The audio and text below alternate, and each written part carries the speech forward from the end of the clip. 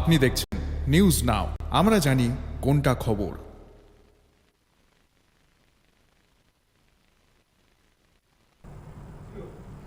মঙ্গলবার খোয়াই হাসপাতাল পরিদর্শন করলেন মন্ত্রী অনিমেষ দেববর্মা।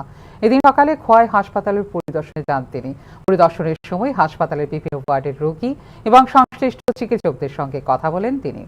হাসপাতালের স্বাস্থ্য পরিষেবা প্রদানের ক্ষেত্রে ছোটখাটো বিভিন্ন সমস্যাগুলো নিয়ে আলোচনা হয়েছে বলে দিন জানিয়েছেন মন্ত্রী অনিমেষ দেববর্মা।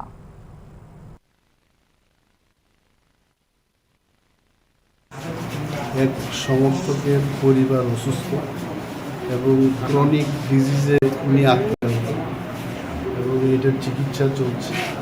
তো এলাকাতে আসলাম, যখন খবর পেলাম যে এখানে ভর্তি আছে, তো ভাবলাম যে খোয়াই হাসপাতালটাও একটু দেখি, ডাক্তারবাবুদের সাথে কথা বলি এবং রোগীর কী অবস্থা এটাও খোঁজ খবর নিই। অনেকগুলো জানলাম যে এখানে ড্রিঙ্কিং ওয়াটারের একটু প্রবলেম আছে। আমি বললাম যে সচিব কিরণ গীতেজির সাথে কথা বলবো, এবং টুকটাক ওনাদের যা সমস্যা আছে তো শুনি।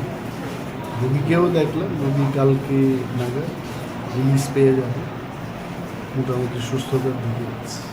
Thank you.